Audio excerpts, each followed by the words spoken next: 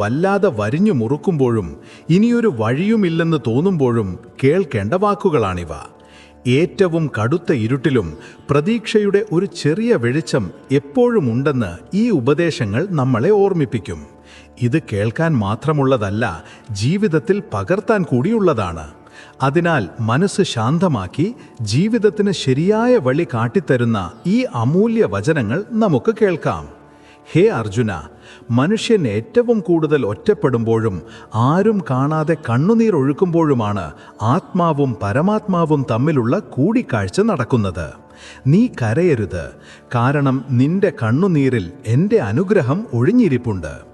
ഏകാന്തതയിൽ ലഭിക്കുന്ന സമാധാനമാണ് എൻ്റെ യഥാർത്ഥ ദർശനം.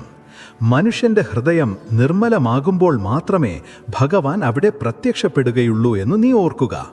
ഈ ലോകം നിന്നെ കേൾക്കാതിരിക്കുമ്പോൾ ഞാൻ നിന്നെ കേൾക്കുന്നു.